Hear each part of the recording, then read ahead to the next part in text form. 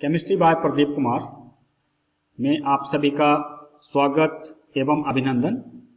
हम 10+1 क्लास के subject chemistry का chapter states of matter discuss कर रहे हैं। तो इसमें हमारे आज के टॉपिक रहेंगे van der Waals equation and compressibility factor, और ये हमारे इस चैप्टर का पार्ट 6 है। तो चलिए डिस्कस करते हैं आज का टॉपिक वैन डर वाल इक्वेशन। हमने पिछले वीडियो में देखा था कि जो रियल गैसें हैं वो आइडियल गैस इक्वेशन को सेटिस्फाई नहीं करती है ऑल टेम्परेचर और प्रेशर पे। अब क्यों नहीं करती है, उसमें हमने ये पाया था कि जो काइनेटिक मॉलिक्यूलर थ्योरी है गैस के लिए, उसकी दो एजम्पशन जो है या दो पोस्टुलेट जो है वो फॉल्टी है। पहला तो ये कि जो एक्चुअल में मॉलिक्यूल ने वॉल्यूम ऑक्यूपाई किया था उसको हमने निगलेक्ट कर दिया था टोटल वॉल्यूम में से, और दूसरा कि हमने कंसीडर किया था कि गैस के मॉलिक्यूल में के बीच में फोर्स ऑफ अट्रैक्शन नहीं है, तो उसकी वजह से प्रेशर में चेंज आया था। तो चलिए देखते हैं वॉल्यूम करेक्शन कि वॉल्यूम को हम कैसे करेक्ट कर सकते हैं। The volume occupied by a molecule can not be neglected in comparison to the total volume. Molecule ने जो एक्चुअल में वॉल्यूम ऑक्युपाई किया है, टोटल वॉल्यूम जो गैस का है, उसको हम निगलेक्ट नहीं कर सकते। ये देखिए हमारे पास सिलेंडर में गैस को भरा हुआ है और इसका में जो एक्चुअल वॉल्यूम है गैस ने जो ऑक्युपाई किया है वो ए है मॉलिक्यूल ने, और टोटल वॉल्यूम इसका ए है। तो जब हम इस टोटल वॉल्यूम के साथ इस एक्चुअल वॉल्यूम को कंपेयर करेंगे तो इसको हम निगलेक्ट नहीं कर सकते। तो यहाँ पे तो हमने सारे का सारा वॉल्यूम ही एम्प्टी कंसीडर कर लिया था, लेकिन इतना सा वॉल्यूम जो है ये एम्प्टी नहीं है। So this means that the molecules are not free to move in the whole volume V, but the free volume is less than the observed volume. इसका मतलब ये है कि जो मॉलिक्यूल हैं गैस के वो सारे के सारे वॉल्यूम में फ्री नहीं है दौड़ने के लिए। जो एक्चुअल में मॉलिक्यूल ने वॉल्यूम ऑक्युपाई किया है ए वाला, इसमें नहीं दौड़ सकते हो, इतने से वॉल्यूम में जो है वो नहीं दौड़ सकते हैं। ए वॉल्यूम जो है वो कम है गैस का, तो हमें इस वॉल्यूम को टोटल वॉल्यूम में से घटाना पड़ेगा। So in other words the ideal volume of the gas is less than the observed volume, and it was therefore suggested by the van der Waals that a suitable correction term may be subtracted from the observed volume. तो van der Waals ने ये कहा कि volume में से कोई कुछ term या कोई ऐसी चीज घटानी पड़ेगी जो इस वॉल्यूम को रिप्रेजेंट कर सके जो मॉलिक्यूल ने ऑक्युपाई किया है एक्चुअल में। The correction term for 1 mole of gas is b, और इसलिए उसने करेक्शन टर्म 1 मोल गैस के लिए बी को लिया। अब बी को इसने वी में से घटाया, where b is the constant, और ये डिपेंड किसके ऊपर करता है, नेचर ऑफ गैस। और इसको किस नाम से जाना जाता है, एक्सक्लूडेड वॉल्यूम और को वॉल्यूम के नाम से जाना जाता है। द एक्सक्लूडेड वॉल्यूम है क्या चीज? The excluded volume is the volume with in which the molecule can not move. मतलब ये वो वॉल्यूम है जिसके अंदर मॉलिक्यूल जो वो नहीं जा सकते हैं या नहीं दौड़ सकते हैं, which can not B occupied by the which is not available for the movement of the particles और molecules. The co-volume has found to be the 4 times the actual volume of the molecule. अभी जो co-volume है ये कितना है? It is 4 times. किससे? जो actual में मॉलिक्यूल ने वॉल्यूम ऑक्युपाई किया है, जो एक्चुअल में मॉलिक्यूल ने वॉल्यूम ऑक्युपाई किया है उससे 4 गुना ज्यादा है, 4 टाइम ज्यादा है ये। Thus, if V is the volume occupied by 1 mole of gas, then the volume available to the molecule for the movement, that is corrected volume, is V minus B for 1 mole. 1 mole gas का अगर हमारे पास है तो 1 मोल gas के लिए जो volume available होगा molecule को चलने के लिए वो कितना होगा, V माइनस B, क्योंकि इसमें से हमने वो वॉल्यूम घटा दिया जो एक्चुअल में मॉलिक्यूल ने ऑक्युपाई किया है, जिसको हमने एक्सक्लूडेड वॉल्यूम के नाम से जाना। अगर हमारे पास गैस के n मोल्स हैं तो हम n को इन्वॉल्व कर देंगे इसमें, तो हमारे पास V करेक्टेड कितने के बराबर आ जाएगा, V minus NB for n mole of gas. ये तो थी वॉल्यूम में करेक्शन। अब है प्रेशर में करेक्शन। और प्रेशर में करेक्शन किसकी वजह से करेंगे हम? ड्यू टू इंटरमॉलिक्यूलर फोर्सेस, क्योंकि जो गैस के मॉलिक्यूल हैं उनके बीच में इंटरमॉलिक्यूलर फोर्स भी होती है। Some attractive forces do exist between the molecules of the real gases. Real gas के मॉलिक्यूल में अट्रैक्टिव फोर्सेस एग्जिस्ट करती है, तभी वो लिक्विफाई होती है। Let us consider a molecule of gas in the middle of the container.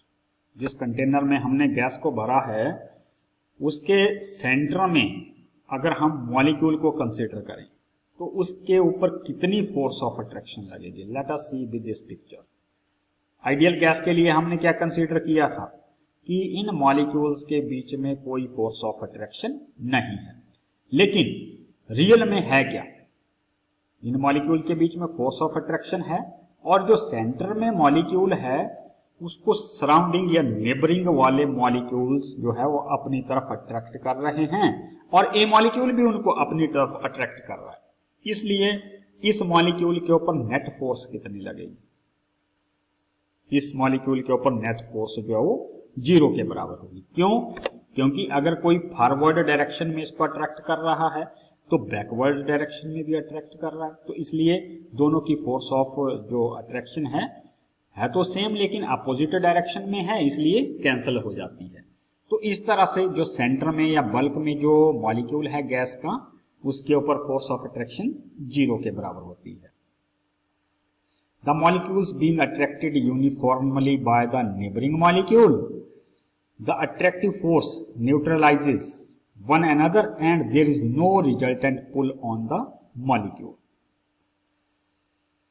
अब on the other hand, when a molecule approaches the wall of the container, it experiences an inward pull as a result of attractive forces exerted by the neighboring molecules inside the vessel. अब जब क्योंकि gas के molecule खड़े तो है नहीं एक जगह, रैंडम मोशन में दौड़े हुए हैं, वो सेंटर में जब रहता है तब तो उसके ऊपर नेट फोर्स ऑफ अट्रैक्शन 0 लग रही है, लेकिन जब वो जैसे ही दौड़ता हुआ रैंडम मोशन में वो दीवार के नजदीक पहुंचता है, then what will happen to that? तब उसको लगता है कि पीछे से कोई मुझे खींच रहा है, क्योंकि जब वो दीवार के पास पहुंचेगा तो आप यहां पे देख सकते हैं इसको, ये आइडियल गैस के लिए क्या कंसीडर किया था कि पीछे से इसको कोई नहीं खींच रहा है, जैसे वो फ्री में दौड़ रहा है वैसे ही यहां पे टकरा रहा है। लेकिन रियल में क्या है कि गैस के बीच में फोर्स ऑफ अट्रैक्शन है, गैस के मॉलिक्यूल के बीच में। सेंटर में तो कोई फोर्स नहीं लग रही है, लेकिन जैसे ये दौड़ता हुआ यहां पे पहुंचेगा, अब इसके आगे कोई मॉलिक्यूल्स नहीं है तो आगे से खींचने वाला कोई नहीं है, लेकिन पीछे से खींच रहे हैं, इसलिए पीछे से खींचने वाले मॉलिक्यूल की फोर्स ऑफ अट्रैक्शन को न्यूट्रलाइज नहीं किया जा सकता, या उसको कैंसिल नहीं हो रही है, क्योंकि इसके आगे मॉलिक्यूल नहीं। इसलिए इस मॉलिक्यूल के ऊपर क्या होता है, ये एक्सपीरियंस करता है पीछे की तरफ से कोई मुझे खींच रहा है, और जैसे इसके ऊपर खिंचाव पड़ता है, जिस फोर्स के साथ इसने इस कंटेनर के दीवार के साथ टकराना था उस फोर्स के साथ नहीं टकराता है, मतलब ये उस फोर्स से कम फोर्स के साथ टकराता है, इसलिए ये मॉलिक्यूल इस दीवार के ऊपर प्रेशर भी कम लगा रहा है। लेकिन आइडियली हमने क्या किया हुआ है, प्रेशर ज्यादा हमने कंसीडर जो है वो क्या किया हुआ है कि इसके ऊपर कोई फोर्स ऑफ अट्रैक्शन नहीं है, तो इसका मतलब जो आइडियल प्रेशर है गैस का वो ज्यादा है, जो हम ऑब्जर्व कर रहे हैं वो कम है। तो इसलिए हमने ऑब्जर्व्ड को आइडियल बनाने के लिए क्या करना पड़ेगा, प्रेशर में कोई टर्म ऐड करनी पड़ेगी। तो thus the molecule strikes the wall with a lesser force than it would have done if there were no attractive force. तो मॉलिक्यूल कम फोर्स के साथ टकराता है, जितना हमने देखा था कि जितना उसको टकराना चाहिए था अगर उसके बीच में फोर्स ऑफ अट्रैक्शन नहीं होती। Therefore the observed pressure is less than the ideal pressure. तो इस तरह से जो ऑब्जर्व्ड प्रेशर है वो आइडियल प्रेशर से कम होता है। उसको हमें आइडियल प्रेशर के बराबर बनाने के लिए we should add some correction, we should add some correction term so that the pressure become equal to the ideal pressure. So hence the corrected pressure P corrected is given by, तो P corrected कितने के बराबर होता है, capital P plus small p। ये real gas का pressure है और ये जो है वो इसमें करेक्शन टर्म हमने ऐड कर दिया है। ये आइडियल प्रेशर आ गया हमारे पास, आइडियल प्रेशर के बराबर। P is the observed pressure and P is the correction term. Capital P observed pressure है और स्मॉल p करेक्शन टर्म है। The inward attractive force on the molecule about to strike the wall of the container will be proportional to the number of molecules in the bulk of the gas and therefore to the density of the gas. अभी जो attractive force है molecule के ऊपर पीछे की से जो लग रही है वो किसके ऊपर डिपेंड करती है, वो डिपेंड करती है कि इसके पीछे कितने मॉलिक्यूल हैं। अब पीछे कितने मॉलिक्यूल हैं ये किसके ऊपर डिपेंड करता है, गैस की डेंसिटी के ऊपर। और डेंसिटी कितने के बराबर होती है, मास अपॉन वॉल्यूम। और तो मास की जगह हमने नंबर ऑफ मोल लिख दिया है n अपॉन v। एक तो इसके ऊपर डिपेंड करती है और दूसरी it also depend on the number of molecule striking the container wall at any given instant will also be proportional to the density of the gas. और दूसरे कि कंटेनर की वॉल के ऊपर एक समय में कितने पार्टिकल स्ट्राइक कर रहे हैं, ये भी किसके ऊपर डिपेंड करता है, डेंसिटी के ऊपर डिपेंड करता है। तो यहां पे दो चीजें होंगी, दो बार डेंसिटी आएगी, means n upon v। Thus force on the gas molecule near the wall proportional to n upon v and n upon v। तो इस तरह से हमारे पास p proportional n square upon v square हो गया।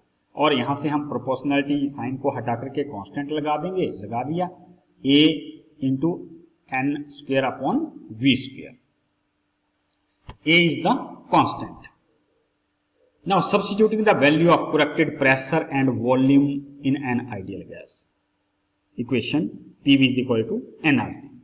अब जब हम इन प्रेशर और वॉल्यूम की वैल्यू को आइडियल गैस इक्वेशन में रखेंगे, आइडियल गैस इक्वेशन क्या है, PV is equal to nRT, तो हमारे पास क्या आएगा, देखिए P plus a n square upon V square V minus n b is equal to nRT।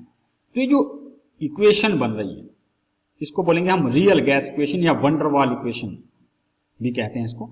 और ये है n मोल गैस के लिए। अगर हमने 1 मोल गैस के लिए निकालनी है तो क्या आएगी, n की जगह 1 रख दो, P plus a upon V square V minus b is equal to RT। कई बार एग्जाम में 1 मोल ऑफ गैस के लिए वंडरवाल इक्वेशन पूछते हैं या कई बार n मोल ऑफ गैस के लिए पूछते हैं। तो अगर 1 के लिए पूछे तो आपने n की जगह 1 रख देना है, अगर n के लिए पूछा तो आपने n को इन्वॉल्व करना है। The constant a and b also called the van der Waals constant. यहां पे जो a और b है इनको वंडरवाल कांस्टेंट के नाम से भी जाना जाता है। अब बात आती है इनका सिग्निफिकेंस क्या है और इनके यूनिट्स क्या हैं।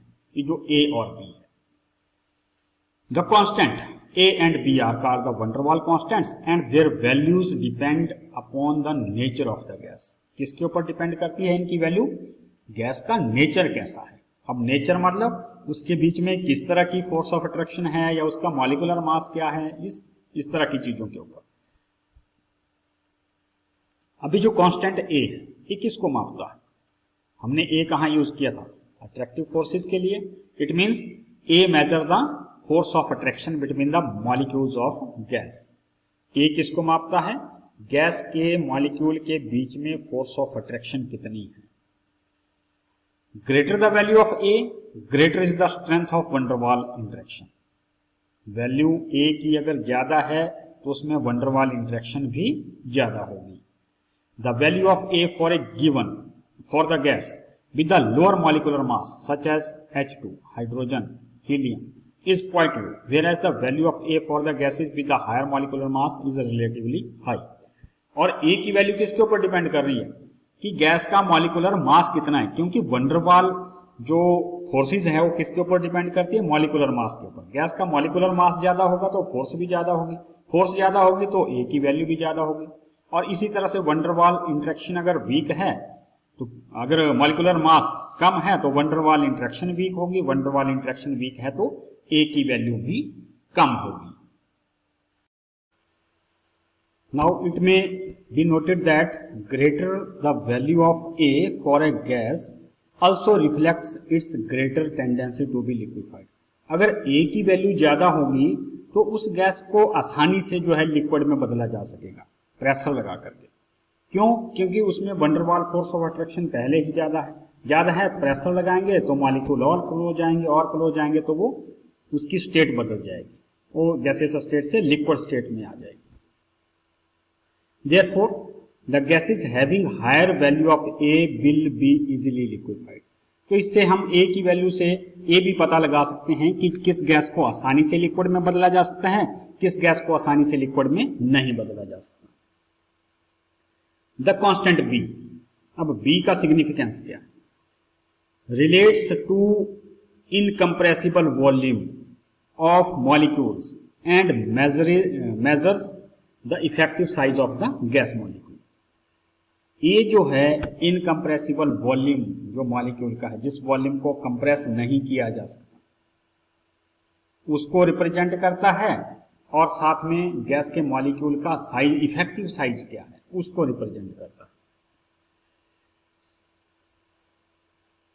जैसा कि हमें पता है बी जो है एक्चुअल वॉल्यूम जो मॉलिक्यूल का है उसके बराबर नहीं है, लेकिन इसके 4 टाइम है। It is 4 times the actual volume of the molecule. तभी हमने इफेक्टिव साइज ऑफ गैस के मॉलिक्यूल का कंसीडर किया हुआ है। अब बात आती है यूनिट्स की। What are the units of a and b? तो हम इसको कैलकुलेट कर सकते हैं यहाँ से। जैसे हमें पता है पी कितने के बराबर होता है, an² / v²। तो यहाँ से हम P की वैल्यू A की वैल्यू निकाल लेंगे, कितने के बराबर आ जाएगी, P v²/n²। P प्रेशर है, V वॉल्यूम है, N नंबर ऑफ मोल्स है। तो प्रेशर को हमने एटमॉस्फेयर में मेजर किया, वॉल्यूम को लीटर में और नंबर ऑफ मोल्स को मोल में। तो इस तरह से हमारे पास जो A के यूनिट्स आते हैं वो है एटमॉस्फेयर लीटर स्क्वायर पर मोल स्क्वायर। इसी तरह से B के भी हम निकालेंगे, क्योंकि B कहाँ पे इन्वॉल्व किया है, वॉल्यूम में इन्वॉल्व किया है हमने। V = NB। तो B कितने के बराबर आ गया, V/N। V वॉल्यूम को लीटर में मापते हैं, N को मोल्स में। तो इस तरह से B के यूनिट क्या आ गए, लीटर पर मोल। तो इस तरह से हम इनके जो यूनिट्स हैं उनको रिप्रेजेंट कर सकते हैं। अब जो हमारा अगला टॉपिक है दैट इज कंप्रेसिबिलिटी फैक्टर, जिसको हम कैपिटल Z से रिप्रेजेंट करते हैं। Real gases show ideal behaviour when conditions of temperature and pressure are such that the intermolecular forces are practically negligible. Real gases ideal behaviour कब show करती है, जब दिए हुए टेम्परेचर के और प्रेशर के ऊपर उनके बीच में इंटरमॉलिक्यूलर फोर्सेस बहुत कम हो या निग्लिजिबल हो, तभी वो आइडियल बिहेवियर शो करते हैं। और ऐसा कब होता है, जब टेम्परेचर हाई होता है, प्रेशर लो होता है। The real gases show ideal behaviour when pressure approaches to 0। इसका मतलब जब प्रेशर जो है अप्रोक्सीमेटली 0 के बराबर पहुंचता है, तभी जो रियल गैसें हैं वो आइडियल बिहेवियर शो करती हैं। The deviation from ideal behaviour can be measured in terms of compressibility factor Z, which is the ratio of product PV and NRT।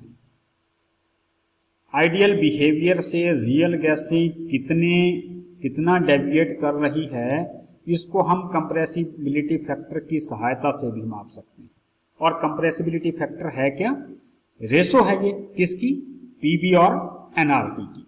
तो मैथमेटिकली हम इसको लिख सकते हैं Z = PV/NRT। PV/NRT pressure volume का product और NRT का product. अब अगर Z की वैल्यू 1 है, इसका मतलब PV = NRT। तो जब PV NRT के बराबर होगा तो Z की वैल्यू 1 आएगी, इसका मतलब गैस जो आइडियल है at all temperature and pressure. अगर हम ग्राफ प्लॉट करें किस के बीच में, कंप्रेसिबिलिटी फैक्टर के बीच में और प्रेशर के बीच में। अलोंग हॉरिजॉन्टल एक्सिस अगर हम प्रेशर लें और वर्टिकल एक्सिस में कंप्रेसिबिलिटी फैक्टर लें, तो हमारे पास अगर स्ट्रेट लाइन आती है पैरेलल टू प्रेशर एक्सिस या एक्स एक्सिस, तो गैस कैसी होगी, तो गैस जो है वो आइडियल बिहेवियर शो करेगी। आप देख सकते हैं ग्राफ में यहाँ पे हॉरिजॉन्टल एक्सिस में प्रेशर लिया हुआ है 200, 400, 600, 800, 1000 और हॉरिजॉन्टल एक्सिस में हमने कंप्रेसिबिलिटी फैक्टर की वैल्यू ली है और this is the line which represents the ideal gas. लेकिन आप देख रहे हैं यहाँ पे हमने nitrogen, hydrogen, oxygen, methane, carbon dioxide gases को रिप्रेजेंट किया है, ये कोई भी इस स्ट्रेट लाइन में नहीं है। तो इसका मतलब these all are real gases, they do not satisfy the ideal gas equation at all temperature and pressure। In points पे तो ये कर रही है। For gases which deviate from ideality the value of Z deviate from unity. ऐसी गैसें जो ideal behaviour से डेविएट करती है तो इसका मतलब जेड की वैल्यू भी जो है 1 से डेविएट करेगी, जेड की वैल्यू भी 1 के बराबर नहीं होगी। तो जेड की वैल्यू अगर 1 नहीं है तो क्या हो सकती है, या तो 1 से बड़ी होगी या 1 से छोटी होगी। At very low pressure, low pressure मतलब अप्रोचेस टू जीरो, तो सारी गैसें यहीं से स्टार्ट हो रही है ग्राफ। इसका मतलब at very low pressure all gases show ideal behaviour, तो सभी के सभी गैसें जो है आइडियल बिहेवियर शो करती है। लेकिन जैसे जैसे प्रेशर बढ़ता जाता है वैसे वैसे ही आइडियल बिहेवियर से भी गैसें डेविएट होती जाती है। लेकिन हाई प्रेशर पे, जैसे प्रेशर सपोज करो 600 है, 600 से आगे सभी गैसें जो है वो क्या कर रही है, आइडियल बिहेवियर से पॉजिटिवली डेविएट, इस लाइन से ऊपर जा रही है। इस लाइन से ऊपर का मतलब Z greater than 1। At high pressure all the gases have Z greater than 1, 1 से बड़ी है जेड की value. These are more difficult to compress, और इन गैसों को कंप्रेस करना जो है वो मुश्किल होता है। और इसलिए आप देख रहे हैं, हमने पिछले ग्राफ में भी देखा था कि हाइड्रोजन को लिक्विड में नहीं बदला जा सकता। क्यों? क्योंकि इसकी जेड की वैल्यू हमेशा ही पॉजिटिव है, ऑलवेज ग्रेटर देन, नेगेटिव में आई नहीं है। Eight intermediate pressure most gases have the Z less than 1। Intermediate pressure मतलब यहां से लेके यहां तक जो प्रेशर की वैल्यू अप्रोक्सीमेटली यहां से लेके यहां तक जो प्रेशर की वैल्यू आ रही है, यहां पे सभी गैसें क्या शो कर रही है, नेगेटिव डेविएशन। इसका मतलब जेड की वैल्यू 1 से कम है, less than 1। Thus gases show ideal behavior when the volume occupied is large so that the volume of the molecule can be neglected in comparison to it। तो गैसें तभी ideal behaviour show करती है जब उनका volume इतना ज्यादा हो कि उनके बीच में फोर्स ऑफ अट्रैक्शन कम हो। और दूसरे शब्दों में हम कह सकते हैं कि जो बिहेवियर है गैस का, that becomes more ideal when pressure is very low, कि जब गैस का प्रेशर बहुत कम होता है तभी गैसें जो है वो आइडियल बिहेवियर शो करती है। Up to what pressure a gas will follow the ideal behaviour, ideal gas law. किस प्रेशर तक कोई गैस आइडियल लॉ को सेटिस्फाई करेगी, ये किसके ऊपर डिपेंड करता है?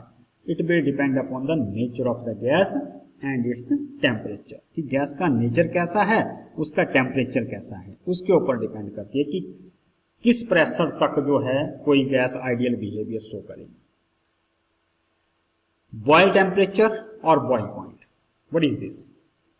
The temperature at which a real gas obey ideal gas law over an appreciable range of pressure is called boil temperature or boil point।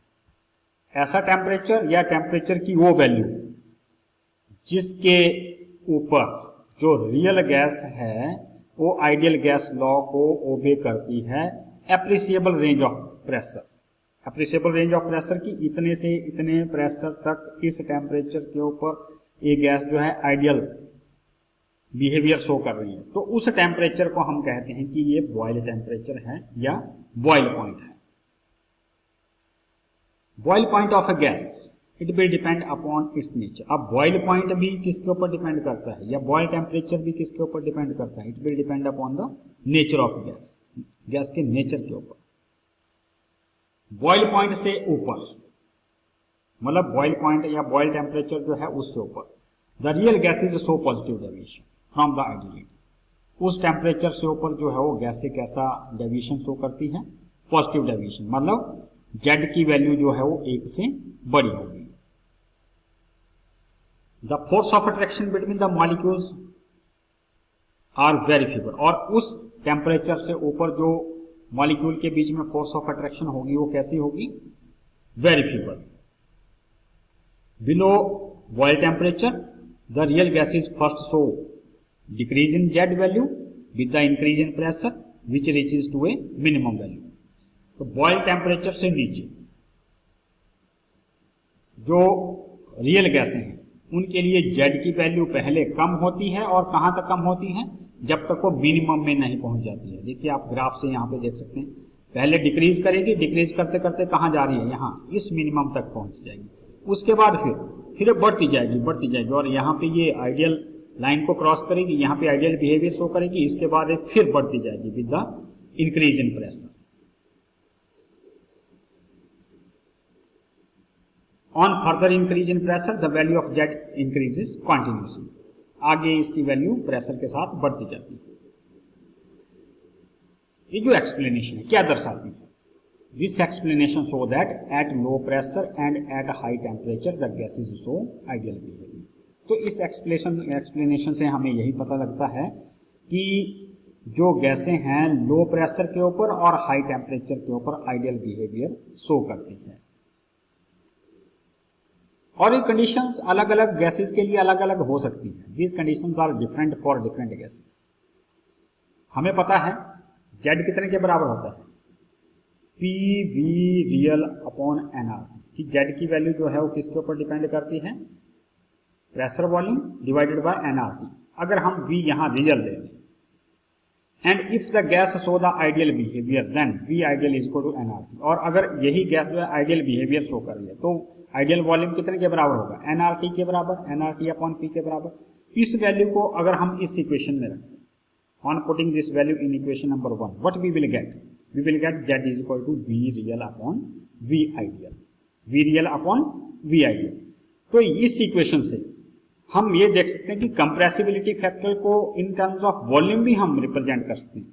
Compressibility factor is the ratio of actual molar volume of the gas to the molar volume of it if it were an ideal gas at that temperature and pressure। दो volume की ratio, एक तो real volume और दूसरा अगर यही gas ideal behaviour show करती तो उसका वॉल्यूम की जो रेशो है, अगर दोनों की रेशो 1 के बराबर है तो आइडियल गैस है। तो इस चैप्टर के साथ, इस वीडियो के साथ ही चैप्टर आपका कंप्लीट होता है। इसी के साथ आप सभी का धन्यवाद।